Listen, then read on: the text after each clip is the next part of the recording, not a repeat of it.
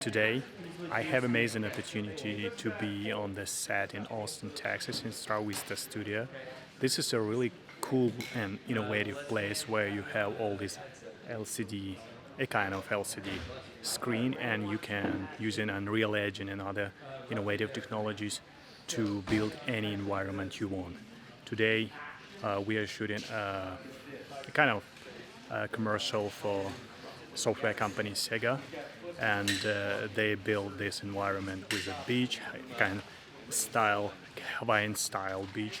And you understand that almost impossible, or it will be very expensive to shoot this video in a real environment on Hawaiian beach. It will cost a lot just to, reserve the beach and secure.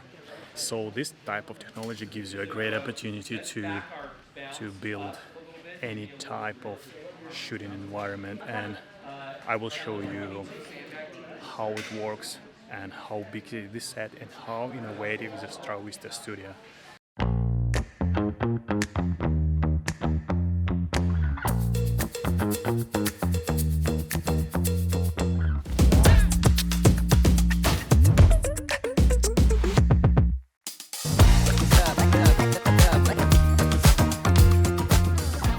We have a great shoot happening here for a upcoming video game, and just thought it'd be a great idea. The game's based in Hawaii, and obviously the cost to do a production actually in Hawaii is pretty insane. So as we were planning this out, scripting it out, we started looking at the options of doing a virtual production. Originally this shoot was going to be on a real beach, but I think because of timing with the actor and logistics and a bunch of other things, they needed to do it in a soundstage where they had more control. And shooting virtual production in Texas is actually a lot cheaper than shooting virtual production in LA or Atlanta, because the real estate out here, and we also just have great crews that come out and work that are very familiar with this technology. Vista has been lucky enough to bring it to Texas and really train a lot of people up in how to do virtual production. And now I need to go camera right a little, please. Camera right, camera right, camera right. Hold that, something like that. We're gonna walk our 360s. Good. If we would have shot this on a real beach in Hawaii, or even if we would have went to a place like LA or Miami and tried to make it feel like Hawaii, I mean, we probably saved, and I'm lowballing it, maybe 200 grand on this production by just being able to come in here and control it. And then obviously, when you do those types of things, you're dealing with a whole different beast as far as like weather, elements, travel things, any sort of people that are around. It's an extra security issue if you're working with a big enough talent. So trailers, all those sorts of things. He's going to come up to the side. I want you guys to time it out. One of you's going to stand here, grab this on your way over, and then continue to walk. So our talent, Drusky, is an hour and a half away from set, so basically we're just getting all of our different looks up right now. Once he gets here, we have 4 hours to shoot a 90-second spot and then a cut down for a 60 and 30. So running through all the scenarios, building out all the different angles of the background world, and basically nailing down our camera movements and putting marks on the floors. Okay guys, now let's pause for a second and think how much set of lenses for this type of shoot can cost. You may say few thousands, 10,000s, but I was very surprised to hear the story from David Wells, director of photography, and to know that the set of lens they're using costs almost $500,000. Listen to this story. Yeah, this is the only one in the whole world. This lens doesn't exist. Canon didn't make a 70. Jimmy took an 85, a spare one, and put an extra piece of glass inside. So it is a 70mm 1.4. Stunning. Stunning. Yeah. This is incredible. He also did it with an 18. Yeah. But the 18 front is a 136. It's like, looks like a flapjack. No, just it's not. It doesn't fish out, but like in the order front to. element is So he took. So he massive. took a 7 or 24, right? And then to make it wider, he had to put another element. So it goes to like here. It's a what? So this is a 95. Yeah. It's a 136. What kind of matte box do you You just take a Area LMB and one, it just yeah. has different backings. But yeah. So, and then his actual 35 is not a Canon, it's a Minolta that matches. So in order to get this lens to work, right, since it didn't exist in the new lens that goes on the front, he had to get it recoded to match the vintage SSC coatings. That's crazy. So this is like the only one in the world. And they cover large format, which is, also epic.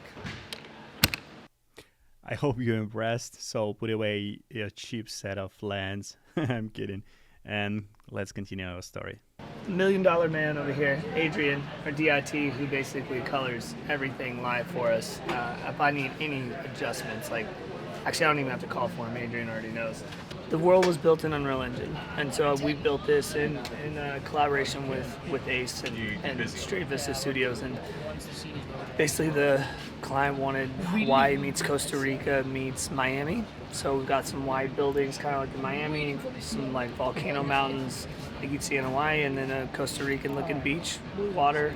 And we have built our Aloha Happy surf shack for Drusky for our first scene. And then we'll fly it out and do the rest of our scenes. What we predominantly do is IC VFX, which is in-camera VFX. For example, movies and TV shows like Mandalorian or Ant-Man and Quantumania. Basically, we are using gaming technology, the software game engine, to create graphics and pump it out on the LED wall, regardless of what size of wall that is. It works the same way. We have the exact shape of our wall configured in the game engine, so now the engine can know where the picture is coming from and what part of the world we are looking at. And it's a pretty much 360-degree world, so you can take a look at it anywhere you want, and you still have graphics. I'm going to play music to get us dancing, get everything going, and we have to shut the music off so that...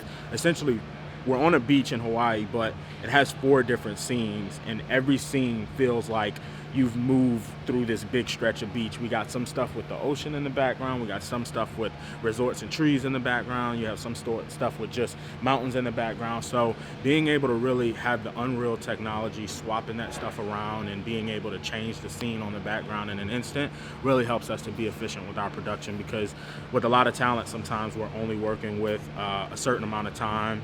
So we're on a time crunch. So being able to efficiently move through sets, it just, you make up a ton of time, and it makes it just better experience for your talent, better experience for your crew, better experience for the production overall. And camera, action. And Drusky. Well, where you headed to, a topo class? I can show you around, but there's a few things you need to know before we can have fun. The reason why we use this technology is to bypass the traditional VFX of blue screen and green screen, in which case the creatives would not have an idea of what the scene is going to look like when the post-production is taken care of. In here, it's a final pixel. It's what you see is what you get. Sometimes you use this also as a part of lighting, but you still want to go traditional blue screen, green screen. This gives the creatives a visual of what the final pixel is going to look like if they are planning to do a post VFX. Today what we are doing, it's all in camera. That's why the picture had to match exactly what it should look like on camera, starting with blending the foreground with the background, haze, lighting, everything on point. And pretty much that's the perfect example of IC VFX. Camera set, and action music. Yeah.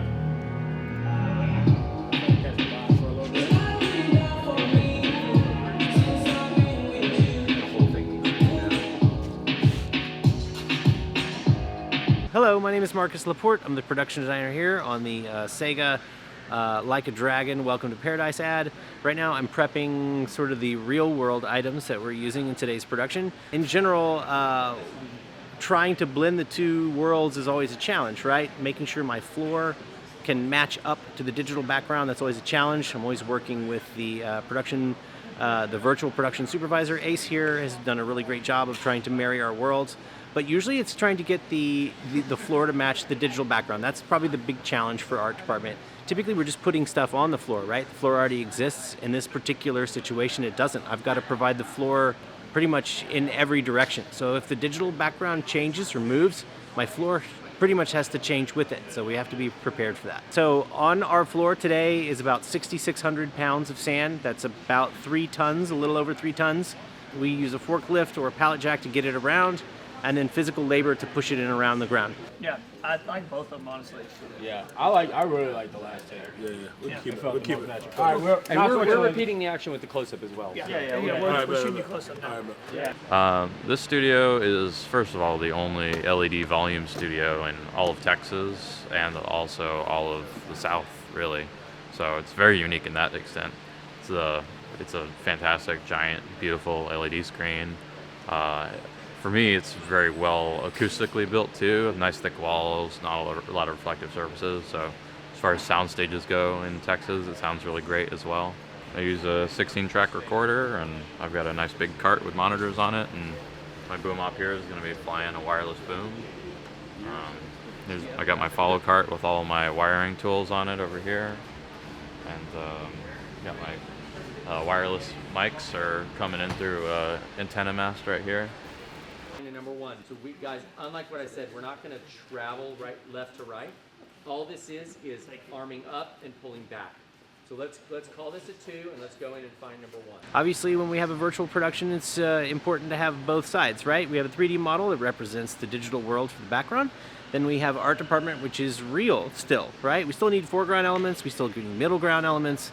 There's lots of stuff we need to put in front of the digital background in order for both worlds to feel realistic. So today I'm working on some drinks for our background extras and for our specific talent, Drusky, who's going to be kind of having like a coconut, Mai Tai kind of festive drink. And the idea is that we're prepping all these in ahead of time. This is what's going to happen. I'm going to play you a song right now. Hold on, let's find the frame. We'll definitely do that. I'm going to spread you guys out. Now it's time to talk about something less innovative than LED and shooting on a volume. It's about focus pulling. You may think that this small device on the top of the camera that called LiDAR helps you to track distance to any object, and you may think you don't need anything else. You don't need any manual focus pulling, but that's not the case. That's not true. On this set there were at least 2 focus pullers, beautiful girls, and they pulled focus during the whole day. And you see there are 2 numbers, one from manual focus pulling and one from LiDAR on the camera. Yeah, I'm Sarah Jones, and I am the first AC here today, and my main job duty is pulling focus and maintaining the camera. During a shot, I'm manually pulling focus. If you're familiar with photography lenses, you have to set the focus on the lens. I'm doing a version of that live action, so anytime the camera moves, I'm turning this dial here to adjust the focus distance between the camera and the subject. I do that by taking measurements with different measurement tools. I have a hard measuring tape, a soft tape, and a laser distance tape. And last but not least, lights. There were plenty of different type of lights that were used on the production. There were several key lights. I think they used RE Sky panel, several RE Sky panels, and what I saw RE M18 light.